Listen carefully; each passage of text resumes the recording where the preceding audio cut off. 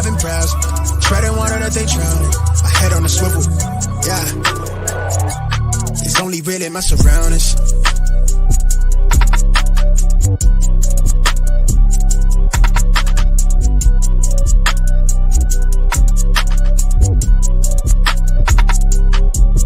Hello and welcome to episode 220 of the Smash Accept podcast. I'm your host, Michael Royer. You can find me on Twitter at DynastyDadFF. The NFL season is not even here. We haven't even gotten to the draft with all that extra drama, and every team is changing quarterbacks. We already had a running back show. Now we want to come back and talk about these quarterbacks, talk about all the changes that have been happening because it has been absolutely crazy. We got to set you guys up for success for your fantasy season. Nobody better to do that with than my man Snoog. How you doing today, brother? I'm doing good, Dad. And in the QB landscape, I said it to you before this, that's the foundation of your dynasty fantasy football team, especially in Superflex format. So there's been so much change. Today, we're just going to dive into kind of the values, the tiers, some tier up options, some tier down options, and kind of our favorite targets for you guys to target in your dynasty leagues to give you an edge over your competitors this upcoming season. Yeah, and if you guys missed our episode last week, we really did a show where Snook and I both didn't even realize till halfway through the podcast how much we're buying Patrick Mahomes and Joe Burrow. Like the trades that you guys sent in, the ability to tier up cheap right now to absolute stud quarterbacks is still the safest option in fantasy. We're going to talk about Caleb Williams here, but tiering yourself up to Patrick Mahomes, to Joe Burrow, to some of these guys, Snook, really puts you in a spot where every single year after that, you have so much flexibility. Like people don't understand where you and I were talking from a startup perspective. No one was paying the 107 plus their 25 first to get to Mahomes. But you got to think, you get Patrick Mahomes, now all of a sudden you have 5, 6, 7 years where you don't have to think about the quarterback position at all. You go out there and you draft best player available. And if it happens to be a quarterback, you tier back. And it puts you in a situation where if you had Mahomes for several years now, you're at that 101. Now you get Malik Neighbors at 3 plus from the 101 spot. And I think people start to realize that a little bit more, that is a huge key to success is tiering up at that quarterback position, making sure you're solidified there for multiple years. Yeah, and the best thing about it is this year's 101 is probably going to be one of the most valuable we've ever seen, right? Because it's very rare you see a quarterback the same caliber as a guy like Caleb Williams come in and go to a situation like the Bears. Like we saw Trevor Lawrence, he had that pedigree, but he went to the freaking Jaguars and they didn't even have a single starting caliber wide receiver out there. You saw the same thing with Bryce Young, struggled there early on in Carolina. Caleb Williams, he's going to Keenan Allen, DJ Moore, Cole Kmet, Gerald Everett, DeAndre Swift, a good offensive line, a built coaching staff, and they also still have pick 9. So this value on this 101, and we could see it go as high as top 6 startup pick come time. Yeah, and I think the biggest thing there is, and we're going to talk about it, there is no debate anymore for the 101.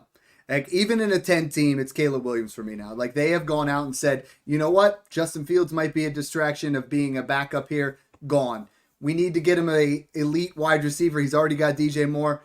Bring in Keenan Allen. We need to upgrade that offensive line. Boom. Do it. You know what I mean? Now all of a sudden we're in a situation where yes, the front office isn't the best, but they are putting Caleb Williams in a position for success that Justin Fields never had. And I think the biggest thing for me, Snoog, is we go from the 101, right, which in a startup right now goes 108, 109. I'm taking 7 quarterbacks and Justin Jefferson over Caleb Williams, and that is it. I think he's that talented. I think this is the situation that he's in. And I think for me, what it's really done is it's just created a situation where people say, well, Justin Herbert is the 107, Caleb Williams is the 109. There's not much value difference. And I think the biggest takeaway for me is I am moving Caleb Williams closer to that Joe Burrow, Justin Herbert, that tier than I am moving a guy like Justin Herbert down because of the weapons that he lost into that tier of Richardson and Caleb Williams. And I know you've been huge on Justin Herbert the entire time. I don't think there's a quarterback in Dynasty who's getting more disrespect just by losing Keenan Allen. Everyone's like, well, he's outside my top 10. Yeah, Justin Herbert, insane value in Dynasty right now. I've been seeing him going like the 112 in Superflex leagues. You said it. Keenan Allen, Mike Williams, great players. But how often were they actually on the football field when Justin Herbert was out there? I think he has like 45 touchdown passes to guys that were undrafted free agents or like 7th round picks throughout his career on the Chargers. the liability there in that receiving room was just so high, and Justin Herbert kind of had to do a lot on his own. But despite all of that, he has the most passing yards through a quarterback's first 4 seasons of all time. And he's still just 26 years old. He's second of all time in passing touchdowns with over 110. Like, this guy has a max deal contract, a fully built coaching staff there, and with Harbaugh coming from Michigan, coming off a national championship, a new defensive coordinator, a new offensive coordinator, things are going to get easy for Justin Herbert, right? He's going to have a consistent run game. He's going to have new pieces coming in. Hopefully they land Neighbors or Rome Odunze or Brock Bowers with that 5th pick. Mm-hmm. And we're talking about Joe Burrow getting Jamar Chase, right? Like, that type of pedigree asset that Justin Herbert's going to have to consistently throw to. Young, healthy, elite talent, versatile. If he lands Malik Neighbors, Justin Herbert's right back in the top 5 dynasty quarterback rankings for most people. And he's still just 26 years old, which is so key. So if you can get that value for him, or you could trade Caleb for Justin Herbert straight up, it's like, you hope Caleb Williams gets to the Justin Herbert level, right? You know Justin Herbert's already on that level. And we've seen his floor. Like I said, no Mike Williams, no Keenan Allen. Austin Eckler was injured. And we still saw him throwing for 30 touchdown passes and on pace for 4,500 yards. And we've also seen that insane ceiling of 456 points in 6-point passing, which was good for QB2 on the year. And he was just in his 2nd league ever, and also has one of the best, if not the best, rookie quarterback season ever. So I'm all in on Justin Herbert. Yeah, and I think I got so many questions right after Keenan Allen was traded. They're like, oh, you got to be dropping Herbert. You got to be doing this. And I did not move him one spot in my rankings. I love it for Caleb Williams that Keenan Allen has gone there, and I can't wait to chop it up tonight with Mung to talk about some of these wide receiver moves. But, I mean, for me, it's like, okay, you have Mike Williams, you have Keenan Allen. Both are being paid as top 5 wide receivers in the NFL. That's not something you can sustain when Mike Williams is never on the field. Keenan Allen is getting up there. I believe he's going to be 32 years old. So this is a good thing for the long-term value of Justin Herbert. This is a good thing for whoever they draft. I mean, this is an area here, Snoog, where Jaden Daniels has been my 103 during the entire process. If Malik Neighbors goes to the Chargers, he's my 103, and it's like, you could even debate 102. This is just how special of a setup this is going to be of whatever wide receiver goes there with Justin Herbert. And the other thing that I get all the time, and I got to ask you, is I get the Jim Harbaugh effect. People go, oh, well, he's going to run it every down, and he's going to play it like he did at Michigan. And I think what people fail to realize is that wasn't necessarily even his own offense. Like, they are not going to come in and run the same offense as Michigan because it's the NFL, and Jim Harbaugh is a smart enough coach to realize that. Exactly, yeah. And Jim Harbaugh has never coached a quarterback on Justin Herbert's level, right? He's never coached a running back or a quarterback that has the same pedigree as a passer as Justin Herbert. Like, this guy is like an all-time passer through his first 4 seasons. Like, Colin Kaepernick wasn't that. JJ McCarthy wasn't that. Jim Harbaugh is here to rebuild this team, build up a good defense, make things easy on Justin Herbert, get the run game going, and heavy play action, which is why I could see them trading back in the draft and taking a guy like Brock Bowers, who I consider a generational tight end prospect. He's a guy you can slot outside. You can play him in the slot. You can play him in the backfield. Like, this is a guy that's so versatile. He can run fades. You don't see a tight end running fades in college often. Georgia did that with Brock Bowers a lot, and the success rate was high. Like, he was mossing DBs out there. He's a mismatch nightmare. So seeing him in a Greg Roman coached offense with Justin Herbert, I can only imagine how much of the play action would get going and how many Brock Bowers big plays we'd see in that offense. Yeah, and some of these trades, we've really got to go over them. I mean, again, I keep saying this. I love you guys that are following along on YouTube, following along in the Patreon, following along on Twitter, and you guys are asking questions live. I mean, we typically record on Tuesdays, 7 and 8 o'clock. Right now, Snoog and I are coming at you midday just to bring you 3 podcasts today. That's how excited we are for what's been going on. But my man Tony just sent in, he traded Kirk Cousins and Chris Olave for Justin Herbert. That is a smash, man. That's one where, if you can move a wide receiver 1 who's on the back end and an older quarterback, this is the type of move, Snoog, where it's like, man, you just solidified the quarterback position for 8 years instead of 2. Like, you put yourself in position where, again, I love Chris Olave. I know you do as well. But getting Justin Herbert in a situation like this puts you into an area where, dude, you are set for years. Tony, I'm gonna have to find you and send the cops to your house because that's an all-time robbery. I mean, if I But could I get think you Justin can do Herbert, that I would right now. add to that to get Justin Yeah. Herbert, like if I had to. The So other I one, mean, you just absolutely fleeced, in my opinion. and then this one, I was talking with Howie Jr., awesome guy on Twitter, and we were talking Stroud in a second for Herbert in a first. I'm for that. You know, like I love Stroud, depending on where things are. If you can get Herbert plus a first and kind of do some of those flip arounds, I think Herbert belongs a lot closer to CJ Stroud than where people are putting him right now. So I like that a lot.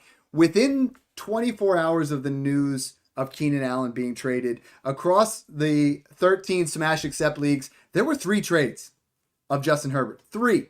Like that doesn't happen. I got to talk to you about a couple of them. The first one I saw was Justin Herbert for the 101 even up, just straight, 1-for-1.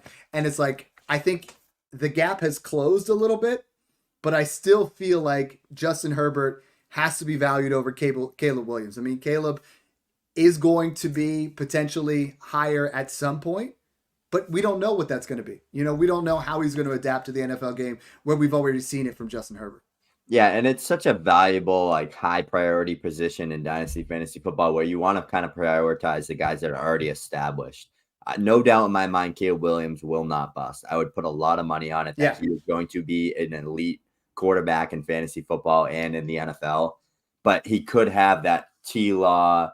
He's not all right. He's not going to be as bad as T-Law was, but he could struggle a little bit early on where you get the opportunity to capitalize on the value swing, right? We know this is that same area. This is where Trevor Lawrence was going. So when you buy Caleb Williams at this price, when you buy him in the 101 rookie draft, that's awesome. You earned it. When you buy it straight up for Justin Herbert, now you're pricing him out pretty darn close to his ceiling, right? People need to realize there's a difference. Getting him in your rookie draft, that's awesome, right? You already have that pick.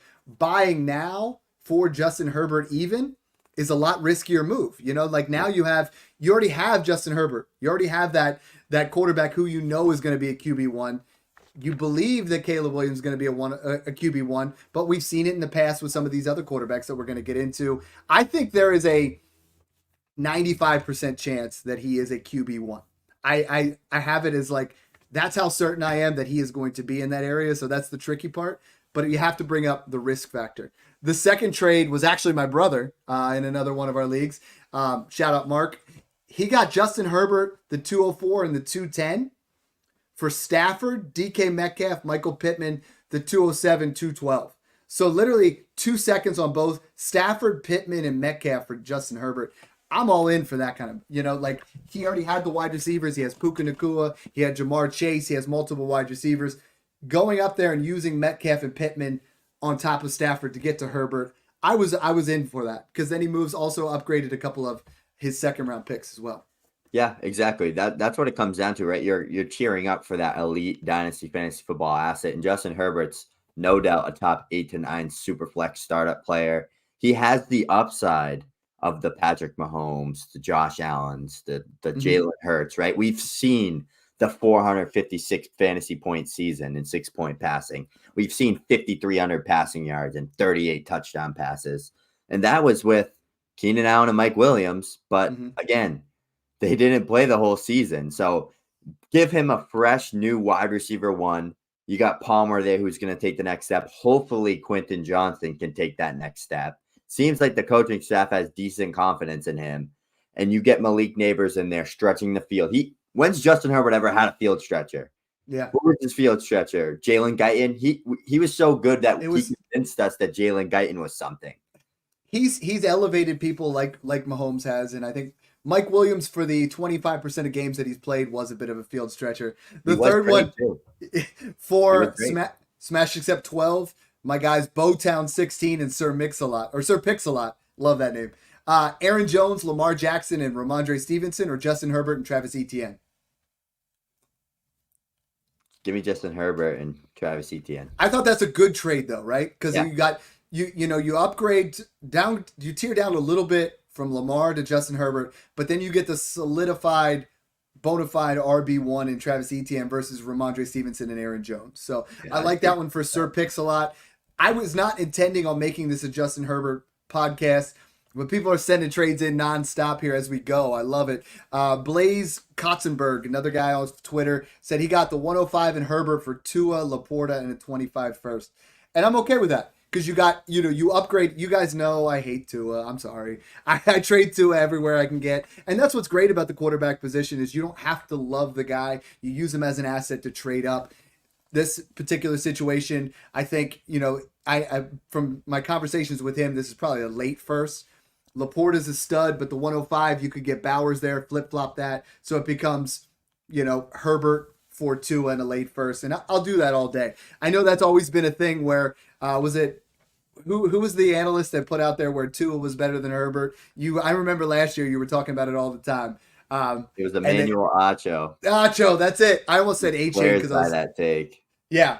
Well, that hasn't aged well, and I think Justin Herbert is going to have a fantastic 2024 and be an incredible value at this point. So that part's really exciting for me.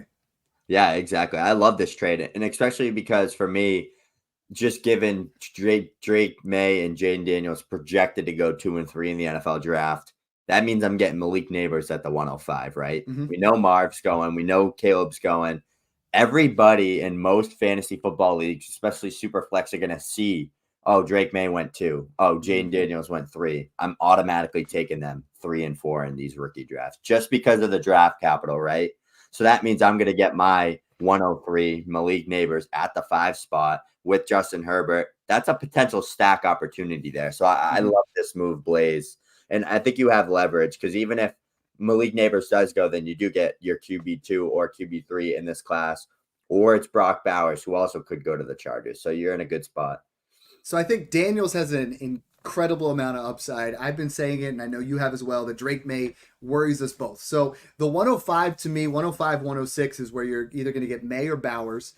What are you willing to pay to tier up? We want to tier up from Drake May to Justin Herbert. I feel like it's cheaper now than it will ever be.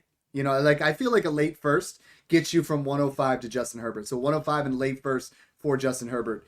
I'm smashing that if somebody offers it to me. Yeah, I would too. And I actually think I have Drake May above Jaden Daniels right now. I just think he's a lot younger, a lot more upside just as a passer and kind of as a player in the NFL in general, which leads to job security. They're going to be in the same tier for me. They'll be 2 and 3, but I don't know. I just think Drake May, he's still 20 years old. He's had such a good start to his collegiate career despite having no NFL talent surrounding him. I think you could argue either of them for 2. I wouldn't say you were wrong with either argument. I think you could make a good case, but I think either Daniels or Drake May, you could give up any late to mid first and get Justin Herbert because it seems like everybody that liked Justin Herbert gave up on him because he doesn't have these weapons now. But has he ever even had elite, consistent, healthy weapons? Because his best weapons was his running back, honestly, throughout most of his career, because Keenan Allen and Mike Williams were banged up a lot and they couldn't stay healthy for him when he needed them the most. So they were great players. They flashed elite talent when they were on the field. Keenan Allen, elite player, damn near Hall of Fame talent, but his best player was honestly Austin Eckler for the good amount of his second and third year. So it's kind of hard, right? When you don't have field stretching weapons and you kind of have to rely on the run game and rely on your running back to make plays out of the backfield. So it takes away fantasy value for Herbert as well because he's not throwing touchdown passes. He's handing them off, right? So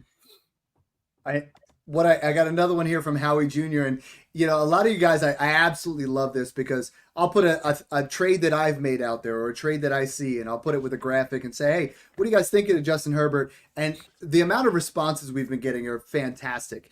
This one here, he was like, hey, man, would you trade Dak in a late first for Herbert? I said, absolutely. That is a smash. I mean, yes, Dak Prescott played fantastic. He's a stacked reigning champ team, so it's going to be late. I would gladly pay Dak, who's 32, for Justin Herbert. If you give that first, you get 7 years younger, equal production. And the way that's going to pan out long term is going to be worth so much more. And I think that's the kind of move that I would love making right now. And get ourselves. And then Ryan Lucas is in here. He's like, may need Snook's take on this offer. It's a trade that he sent me in. We'll get over that another time. I love it, Ryan. You could post it up there. I'll throw it up. The next thing I want to transition is the opposite side of this. You and I have talked about, I am 95% sure that Caleb Williams hits. I am 80% sure on Jaden Daniels and 75% sure on Drake May. If you had to put percentages of these guys, I think their bust potentials are all a little bit lower than what we've seen in 2021 and 2022 and in 2019. And people are really worried. They're just like, this class is going to bust. What kind of percentages would you say for those three prospects? Yeah, just from an analytical standpoint, I'll try to put them into some of like the buckets that most of these analysts do. Is I think Caleb Williams is damn near bulletproof as it gets. I think he's kind of on that like CJ Stroud pedigree where he's just such a good passer and he's very good manipulating the pocket and moving outside of the pocket, extending plays. Mm-hmm. That type of talent translates well. We saw Kyler Murray, Patrick Mahomes, and all those types of players that can just extend plays and make plays on the run. I said it once, I'll say it again. He's the Steph Curry of football. He's a point guard. He's a playmaker. He's not busting. I'd say 95 to 99% sure that he's going to be at least a starting caliber quarterback at the next level. What I'm looking for is like percentage. I think he is a QB1, and a lot of people are going to say if he finishes QB 12 a couple years in a row, they're going to say it's a bust, and that's the only perception that throws things off. He will not be a bust. But the other two guys, I mean, I see both of them having QB1 upside. I see both of them being guys that I'm willing to invest in. But what are we saying their percentages would be? I'd say they both be in the 70s. I think they both have rushing upside. They both have great deep balls. They have strong arms. I like Drake May a little bit more because, like I said, he's 2 to 3 years younger, and he's played with worse talent than he'll ever play with in the NFL. Jaden Daniels is coming away from 2 first-round starting wide receiver ones. Brian Thomas is a projected top 15 to 20 pick. Neighbors is, to most people, honestly, the wide receiver 1 in this class. And he's going from playing on a team that was always playing from behind where they were able to just run up the scoreboard. I don't know if Jaden Daniels is going to be that same type of quarterback in the NFL. Mm-hmm. Is he going to be like a Justin Fields type where he can rush for 1,000 yards a year? Probably. Is he going to be Lamar Jackson? No. And I don't think he's going to get to that level because of what Lamar Jackson came from. He was that whole team on Louisville. Like, he carried them. He was the reason they won games. He was the reason they went toe-to-toe with Deshaun Watson's Clemson. Mm-hmm. Jaden Daniels was never like that in college, and it took him till year 5 to finally figure it out. So I'm not going to say that he's going to be an elite, ultra fantasy football upside guy, but he can get there. But the odds of him getting there aren't as high as a guy like Caleb Williams, right? There's risk involved. I liked Anthony Richardson better as a prospect. I think he's like an Anthony Richardson light type of player. Anthony Richardson is an interesting one to bring up, and I'm with you. I think there's a big difference between who goes to Washington and who goes to New England, and I feel like it's going to be Daniels to Washington, May to New England, and they might flip-flop in my rankings based off of where that goes. Anthony Richardson I had above the 101 up until the Keenan Allen trade. I would prefer the 101 over Anthony Richardson at this point for a multitude of reasons. I mean, I think the weapons in Chicago are better. I think Caleb Williams' ceiling is better. I think Anthony Richardson is someone who I've invested in, and I know throughout the offseason has been someone that I'm looking to buy. And I think this is something that people criticize me for, and I wanted to get this out there, is I was buying a guy in February. Doesn't mean I won't sell him in March. It doesn't mean it's where the market is. And when I was buying him in February, he was going 112 to 203. Now he's going 108 firmly right behind Jefferson, ahead of the 101. And I'm not there because I think this is a guy that could have an injury problem. We've seen it in college. We've seen it in the pros. He's only played a couple of games last year. And I think I'm more willing to invest in Caleb Williams now. And if I could get a plus on either side, I would do it. But I think if I could get the 101, I would rather have that than Anthony Richardson today. What do you think? Yeah, I agree. I think for who plays the quarterback position better, it's Caleb Williams, no doubt. And he has the rushing floor too, right? Exactly. He doesn't have the same rushing ceiling, but his floor is a guy like Patrick Mahomes who rushes for 400 to 700 yards on any given season. Yeah, I understand the upside with Anthony Richardson. I think he's like a Cam Newton light. Like he is with the QB guru himself, Shane Steichen. They've built around him. They brought Pittman back on a big contract. They got Downs there. They brought JT back on a big contract. The offensive line looked great last year, and he looked great from those 5 games we saw him in. So, I mean, This is a guy that has a shit ton of upside, but is the floor as high as a guy like Caleb Williams? And it's not. Caleb Williams just simply plays the QB position better. And there's like 40 touchdown passing upside from Caleb Williams. And it's very unlikely you get that from Anthony Richardson. And so I think from like an NFL standpoint, Caleb Williams has so much more job security than a guy like Anthony Richardson. I think both of them have top 5 upside. I think Anthony Richardson's upside is Jalen Hurts. And I think, honestly, Caleb Williams' upside is Patrick Mahomes like. Like, he could be into that area, and he's what we want. Those top 5 quarterbacks are guys that throw for 4,000 yards. They rush for 400 to 700. And I don't think Anthony Richardson's ever going to be a guy that throws for 4,000 or 5,000 yards. I think he's going to be a guy that throws for 3,200, rushes for 800, and gets into more of that area. But what I saw of him getting beat up scares me. Like his inability, just like Jaden Daniels' inability to avoid hits. You watch Jalen Hurts run, and he avoids hits. He runs smart, and he still ran for as many yards as he did this past year. And you watch Lamar Jackson as he's progressed. Early on in his career, he took big hits. Now he's much smarter with how he runs the football. And if Anthony Richardson learns how to do that, watch out. But at this point, I'm so confident in Caleb Williams, I'm willing to do that. One guy I'm not confident in anymore, and I'm very, very disappointed by this, is obviously the Fields fallout, right? We were still holding out hope. Pittsburgh has been a roller coaster at the quarterback position. Trading Kenny Pickett to the Eagles, which I love for the Eagles locker room. Kenny Pickett sounds like one of those guys that's just solidifies how the team plays, the morale, things like that. That's a great level of backup.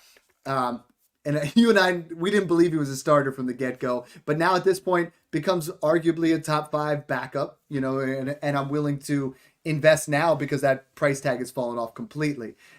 We move over to Russell Wilson. Now, Russell Wilson, to me, moved himself up to, from where he had fallen off when Denver cut him. Now he was worth the 202. After the Fields trade, I've knocked his value down a little bit.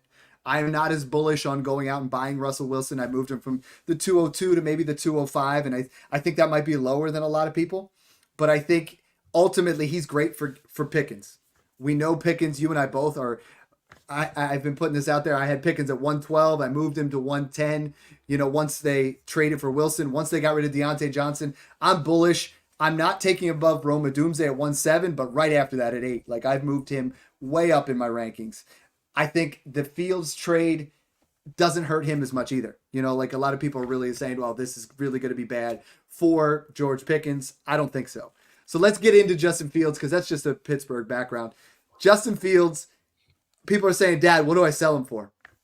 You can't, right? Like, what are you going to get for him right now? I saw one guy, he was happy he got the 212. What does the 212 get you? Like the 212 last year, people were taking a shot on Hendon Hooker. Right? Like, that's what the 212 is. So I think the only option for me is to hold or buy Justin Fields. I don't think there's a scenario where you can trade a guy who finished in 2023 as the QB 12, in 2022 as the QB 7. I'm buying him on the cheap. I wanted to get your take before I start throwing out some ideas. I just don't think you can sell, because you sell him today, next thing you know, Russell Wilson gets hurt, Justin Fields takes over and starts putting up crazy fantasy numbers. And I know long term it doesn't come across as sexy, but I'm willing to invest cheap now on Justin Fields. Yeah, exactly. And I just think Justin Fields was just dealt a bad hand, right? We saw his year 1, year 2, and year 3 jump. His year 3 jump, he had almost 50 more passing yards per game than he did in year 2. He got DJ Moore. He got that elite wide receiver 1 that he never had, and he took that big jump. The Bears were a good team when he was starting last year, and I think the Bears did the absolutely right thing. Caleb Williams is a much better quarterback. You have to make that move. They made a good business decision. But I think we're looking at Justin Fields like he's some scrub that shouldn't be starting anywhere, and he's kind of this guy that doesn't have any upside, and he's just a backup. Like, he has a lot of upside. He's an elite athlete. He has a strong arm. I just don't think he was ever in the right situation to develop as the type of player he is. And the coaching staff around him was never that type of coaching staff that can develop that type of player. I don't know, Dad. I think if we saw Shane Steichen take over Justin Fields and kind of coach him up, I think we'd see a different type of ceiling from a guy like Fields and with his legs and his elite athleticism. I'm taking shots. I think you either hold this guy or you're buying, because if I'm not giving up a guy that, like you said, has finished that high in fantasy football for 205. Like what the hell is that going to do for me? I'm going to either sell him for a first or I'm not selling him at all. And that's the type of player that you got to, I don't care if he's a backup. There's a chance he starts. I bet you at one point next year, either him or Russ is both starting. Like they'll both get a shot to play. And that deal, if he plays over 52% of snaps, and that sixth rounder turns into a fourth. And yes, the reason why he went for so cheap was because you have to also pay him because his contract is due. That's the business. People don't understand context. Like people think, oh, he sucks. He went for a 6th round pick.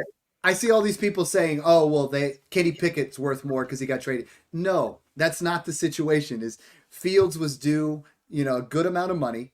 Right now, Pittsburgh makes a brilliant decision with 2 quarterbacks here now at $3.2 million to have 2 guys where Snoog, I'm not even convinced that both of them make it through the draft not being traded to another team. Like, this is just one of those situations in Dynasty where I come to you and I want to buy Justin Herbert and I end up buying Aaron Rodgers from you on the cheap. That doesn't mean I'm not going to buy Justin Herbert from you from another time. Like, you have 2 quarterbacks. You can move them off here. You have Russell Wilson, who at this stage in his career has had some downside. You know what I mean?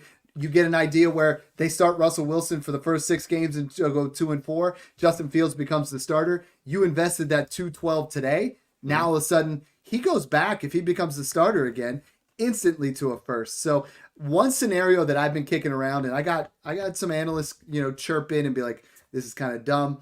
I said, you're in an ideal scenario, and you and I preach a lot to have multiple quarterbacks. If you have 2 quarterbacks, don't go make this move. But if you have 4, 5 quarterbacks, and you can trade Aaron Rodgers, Geno Smith, Russell Wilson, Derek Carr for Justin Fields, I think you have arguably more upside as a backup than you do in those guys, given this situation. We've never had that, right? This is the QB.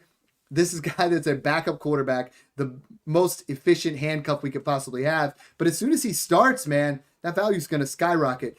If you had to choose between Rodgers, Carr, Geno, Russ, and Fields, would you hold on to any of them over Justin Fields right now? I would just take the upside swing on Fields, right? I think you have to. Like, if he starts in Pittsburgh, you're looking at hopefully a Xavier Worthy or a Brian Thomas or an Adonai Mitchell coming to the Steelers at 20. You also have George Pickens, who's already a bona fide fringe wide receiver 1, high end wide receiver 2, 1,100 yards with Kenny Pickett and Mitch Trubisky. Like, he is the biggest winner out of all of this, right? Like, he gets 2 quarterbacks that target hog their wide receiver 1. They feed the ball downfield, and that's what George Pickens never had, right? He never had a quarterback that could consistently hit him downfield. We saw Russ with Cortland Sutton. We saw Fields with DJ Moore. They feed their number 1 target, and George Pickens is going to be a big winner from all of this, in my opinion. A guy that has great body control, can make every catch. When he's open and when he's not open, it doesn't matter, right? Yeah. Like, you could think he's not open, but he's really open in his eyes, and he's going to make that catch regardless, as long as it's in the same vicinity as him. But, I mean, Fields, like I said, if he starts 52% of those games, it bumps up to a 4th rounder, and the Steelers have to pay him a contract, right? If they want to keep him. I think they knew that going into this, and they're willing to take that type of gamble. Some other teams weren't willing to, but Mike Tomlin is going to be the best coach Justin Fields ever had. The Steelers they're going to have a good run game like the Bears didn't have last year. They have a better offensive line than the Bears had last year. It's an upgrade for Justin Fields, in my opinion, especially because they have pick 20 now. They're going to bring in hopefully a wide receiver to complement George Pickens. And then whoever it is, Russ or Justin Fields, is going to have 2 very reliable targets, Pat Freiermuth, Jalen Warren, Najee Harris. It's going to be pretty good for these guys, in my opinion. And it's much better than Denver and Chicago were last year, in my opinion. So if you're win now, you invest in the 205 and Russell Wilson. If you're rebuilding, Justin Fields is a must. I have a couple ideas here that I want to spit out there. Before I do that, though, Pickens I've moved up to the 20 wide receiver 27, and I don't feel comfortable having him that low. Now, I have all my rookies in there. After Rome Odunze and Michael Pittman, I have about 6 guys here that I'm debating in my head. I mean, Pickens could be, at the end of the year, Rashee Rice, Tank Dell, Jordan Addison, DK Metcalf, T. Higgins, Zay Flowers. I think he could pass all of them. And I'm saying there's more risk there, but the absolute ceiling is so much higher than those guys. He has more upside than all of those guys you just named. Like, just I can't see him passing Jalen Waddle, Drake London, or Nico Collins at this point, or Roma Dunze, but I think I could see him passing those guys. And when we talk about an opportunity in our heads where someone could pass someone, this is an area where you can trade Jordan Addison for George Pickens plus and get it done. Now, with Justin Fields, and this is a rebuild trade that I got done the other day, and I love it, and I want to kind of get your idea on that. We talk a lot about reduced volatility trades. We talk about insulated trades. This particular trade, I traded Tank Dell and Gardner Minshew for Jackson Smith and Jigba and Justin Fields. Now, everyone's been criticizing me because I was against Jackson Smith and Jigba going into the season, but this trade has the potential to win twice, in my opinion, because Fields is going to pass Minshew the minute he starts a game, if he hasn't already, even if Minshew would start. And I think Minshew's a big sell high because a lot of people think that the Raiders are done. I do not. I think they, make a move in the draft or try to get someone. But what do you think of this trade? I like the JSN and Fields side. I'm not even a big Justin Fields truther. Like I think I owned one Justin Fields share across 20 leagues. When he was a first round startup pick, I wanted nothing to do with him. I thought he was always overpriced. But now he's not. Now he's not. There was a time where you could have got him in that 3-4 turn before last year's 1,000-yard rushing season, right? Or the year before's. And then he was too pricey for me. But now it's like everybody that was in on him, why shouldn't you still be in on him? Just because he was traded for a 6th-round pick? Like, don't look at it like that. Look at it like, do you have faith in Russ to be this star quarterback? Or do you think there's a chance that you see Justin Fields get put in there in week 6? And we know the upside. We know the floor. We know he's going to go out there and get 80 rushing yards a game and still be fantasy relevant. So it's just if he can put it together as a passer and win some games for the Steelers. And the Steelers defense is ready to go. They won some games last year. They made it to the playoffs. This is the things you got to look at, right? Just because Justin Fields is on a different team now doesn't mean it's over for him. If you were in on Justin Fields, you should still be in on Justin Fields because the upside's still there and he's cheaper than he's ever been.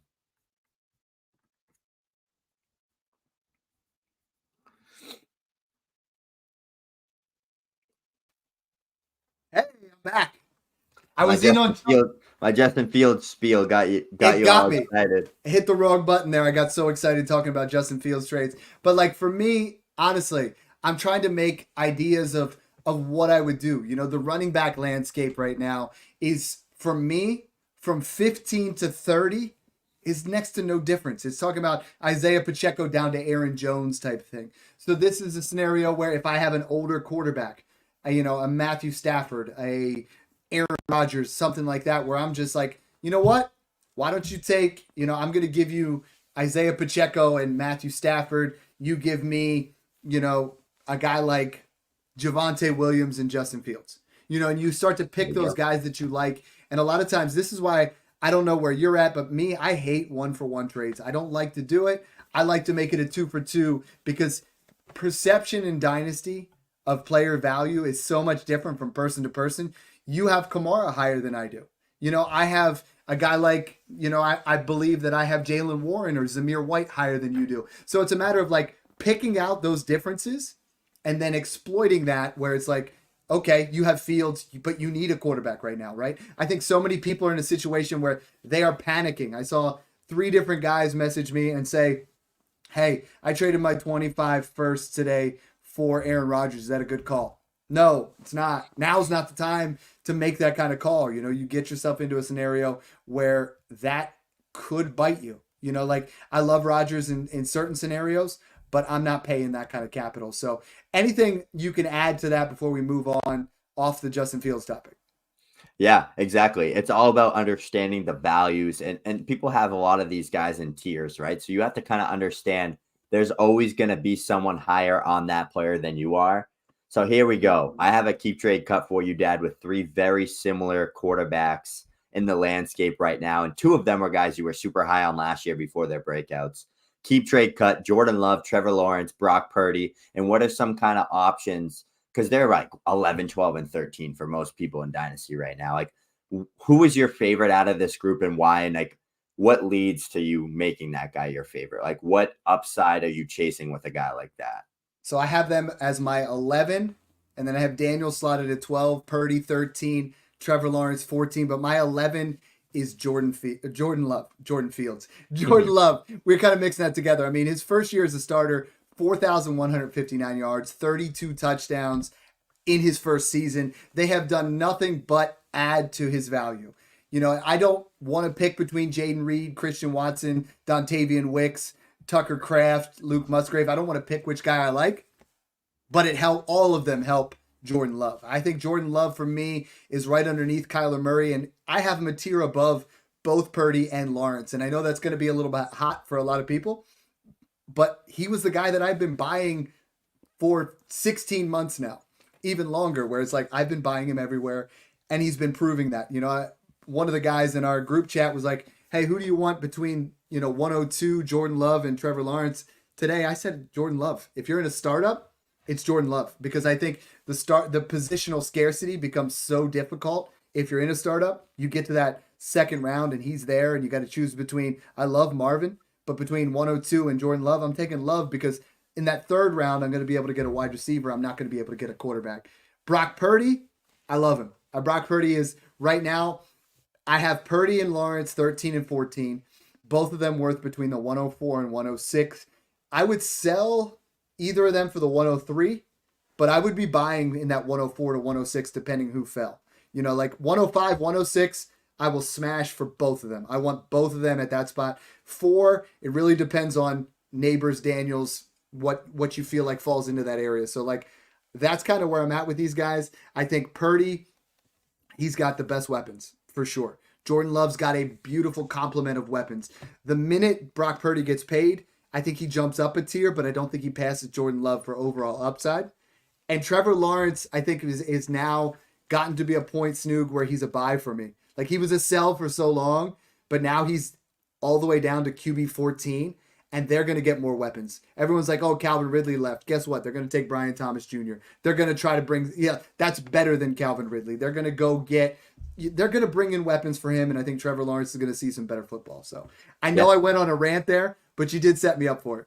I set you up. I tossed you that alley-oop and you slam dunk it. And that's what we're doing here, right? One thing I want to highlight is I love that you mentioned that you have Jordan Love a tier above the rest of the guys, right? Because a lot of people don't.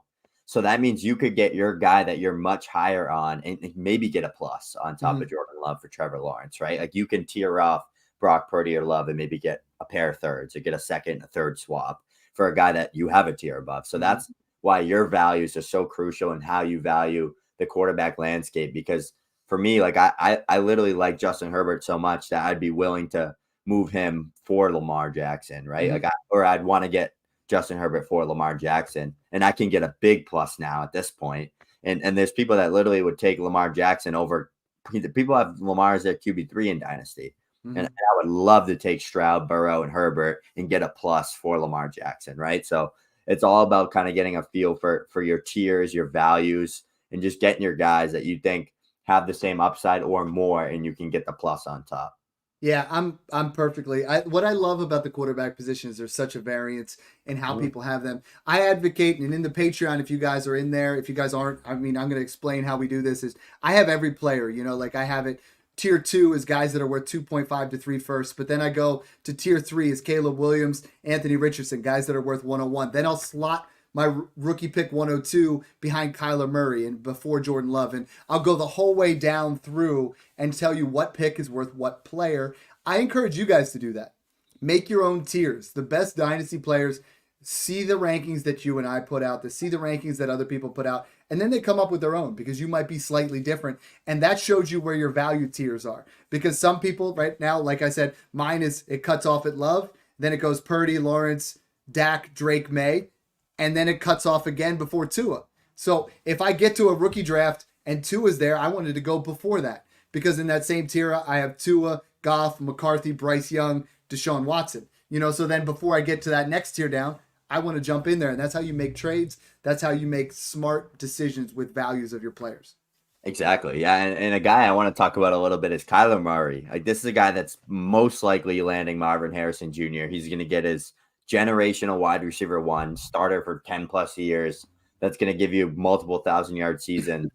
And they still have another first in that round. Yeah. It's almost guaranteed with the recent dispersal of Rondell Moore. He's gone. Marquise Brown, He's gone. It's almost guaranteed, right, that they're going to address this position heavily in a very stacked wide receiver draft class. Kyler Murray, other than DeAndre Hopkins, hasn't ever had a healthy wide receiver one. And we only saw Hopkins there for 1 year where he was fully healthy and they torched. Yeah. DeAndre Hopkins put up ridiculous numbers and finishes the wide receiver 4 at 29 years old. I'm all in on Kyler Murray, and I think I'm looking to tear off the Anthony Richardsons and maybe even the Caleb Williams to get a plus on top for Kyler Murray. The minute right now he's my QB 10, right underneath Richardson, and I'm actually thinking in my head, why haven't I moved this yet? The minute they draft Marvin Harrison or Caleb or Malik Neighbors, he has to be in that same tier as Richardson or Caleb Williams. Maybe even that same tier as Burrow and Herbert. Honestly, what he's done, he's been a QB1 every single year. I think he's still the best buy. Some people were saying, who would you tier down from out of that Stroud, Burrow, Lamar Jackson, Justin Herbert? And for me, I'm comfortable doing it from Kyler, Jordan Love, Purdy, and that's about it. I don't want to move too much further down because I don't trust that next tier. Given what I've seen, I got to keep trade cut for you real quick. There's a lot of rumor about J.J. McCarthy getting traded to the Vikings. The Vikings moving up heavily to get J.J. McCarthy. So I got to ask you, keep trade cut Jared Goff, J.J. McCarthy, and Bryce Young if he goes to the Vikings. Ooh, if he goes to the Vikings. Yeah. Give me J.J. Give me J.J. Does he go above Tua for you? On the Vikings, yeah. Yeah. What does he go above? Does he go above? He doesn't go above Drake May, but does he go above Dak then? That's kind of that line. I can't say that. See, it's the landscape's so tough.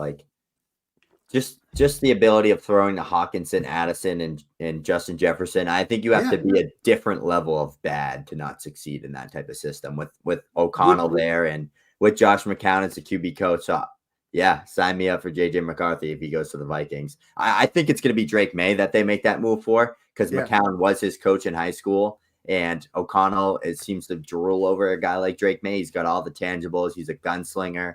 He's raw for sure, but that's what McCown's for, right? An already previously pro quarterback coming in, helping him polish up his footwork, getting him ready to throw 45 times a game. And my comfort, Drake May, is Jordan Love. I think that's very, very accurate. They're both raw gunslingers, but Drake May offers more rushing upside, which makes it even more exciting. So that's why Drake May is my QB2. I understand that the footwork is kind of sloppy from time to time, but he's just so talented as just a thrower that I think the upside's there. And that's kind of how the league's catering nowadays is the gunslingers. They're the ones putting up crazy numbers, crazy yards, crazy points. The league's the most pass heavy it's ever been. So I think the Vikings are going to get Drake May at 3. But if JJ McCarthy was there, if that happens, he moves to 102 above Marvin Harrison Jr. Drake May? Yes. Yes. That's how fluid that top is. I think Marv is going to the Cardinals, and I think once that happens, he's going to start. I think that's sexy, but the quarterback slam tier. Yeah. So. There's such a crazy scenario here. We talked quarterbacks, now let's have some fun. There's such a crazy scenario between 2 to 6 that you could, and even now with 7 and 8, if JJ McCarthy would go to the Vikings, you're going to get Rome Odunze at 108 in some leagues. You know what I mean? Everything's going to get pushed down where it's there's an elite 8, not 9. And we said that months ago, and you pointed that out, and I thought it was great. And now all of a sudden, Brian Thomas Jr. falls to 9, and Worthy falls to 10, and you're like, oh my gosh! I fell into an area where I absolutely love this, and I think we've gotten to an area where there's so much flexibility outside Caleb Williams, and I think Marvin goes 2 for the most part, but 3 through 6, maybe 3 through 7, and if we have McCarthy jump in there, 3 through 8 is going to be very fluid in your leagues, where everyone right now is like, yo, Dad, what do I trade up from 6 to get to 3? And you're like, don't do it now. You don't have to do it. It might fall in your favor. You do it on draft day and see what happens, because the landing spots are going to be crazy. This is that time of year where you can make a lot of money in between this, or you could lose it. Yeah, I'm going to say this on live right now. We're going to clip this. We're going to make this something fun. 2021 class and the 2024 class resemble each other. You have Devontae Smith and Jamar Chase, that high pedigree wide receiver ones that everyone's projected top 10. Then you had the Jalen Waddle, right? So there you go. Marvin Harrison Jr., Malik Neighbors, Rome Odunze. You got your 3 wide receiver ones. They're all going to go top 12, top 10 in the draft. You got Brock Bowers, Kyle Pitts, right? Your generational tight end prospects. You got Trevor Lawrence and Caleb Williams, that the high pedigree generational quarterback one that people say it's can't miss, can't bust prospects. And then you got the Zach Wilson, Justin Fields, Mac Jones, Trey Lance. Drake May, Jaden Daniels, and J.J. McCarthy are so much better than that tier of quarterbacks I just named. But you got your four fringe QB ones that go in that top 15 range of the draft. McCarthy, Drake May, Daniels, they're guaranteed going top 15 in the NFL draft. And then you got the depth at the position, right? Your Amon-Ra St. Browns, your Rashad Bateman's, like your Elijah Moore's, like these high-end prospects that are like that fringe round 1, round 2, round 3 guys. I think this draft class at the wide receiver position is much better than 2021 was, just as a whole. Like Brian Thomas, Xavier Worthy, Adonai Mitchell, Troy Franklin, Lam McConkey are so much better than like the Batemans, Elijah Moores, and that tier just at the time, Kadarius Toney. But from a QB, just from the top end of this class, where we saw like it went Lawrence, Wilson, Lance, then you saw Chase, then you saw Pitts, then you saw Waddle, then you saw Smith, Fields, Mack. Like there was like 8 guys that went in the top 15 of that draft. We're gonna see the same thing this year. That's where you have the opportunity to capitalize on rookie fever, right? Everyone's going to be like raving about how good this class is. Okay, now turn Jaden Daniels into Kyler Murray. Add a little bit, go get Kyler Murray. Turn Drake May into Justin Fields or Trevor Lawrence. Whoa. Not Justin Fields now. Not Justin Fields. I was thinking of Justin Fields because I was going to say him next. But you have so much leverage with these picks, and it's going to be a phenomenal NFL draft for us fantasy football people. Yep. Mitigate risk where you can. That's the important part. We had 3 guys we didn't really talk about that I know we wanted to, and I'm going to turn them into a keep trade cut, and we're going to talk real quick about each one because we're getting a little bit close to the end. My 22, 23, 24 in my quarterback rankings, Will Levis, who gets, he gets Calvin Ridley now, gets a little bit more weaponry with Tony Pollard. Baker Mayfield, who signs, and he has a great situation like QB 10 last year with Tampa Bay, or Kirk Cousins now in Atlanta, who everyone wants to just instantly anoint that he's going to be back to the same level that he was. And I love Kirk Cousins, but Minnesota's defense was horrible. They had great wide receivers, and it was that perfect storm in between where I think Atlanta has a little bit more of a run game, a little bit better of a defense, and we might need to temper expectations a little bit. Like everybody wants to move him up all the way above Jared Goff. People were like, I was like, you can't do that. You just can't.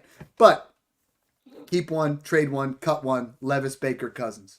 I don't like Levis really at all, but I think he has the best chance at gaining the most value with early on production. Yeah.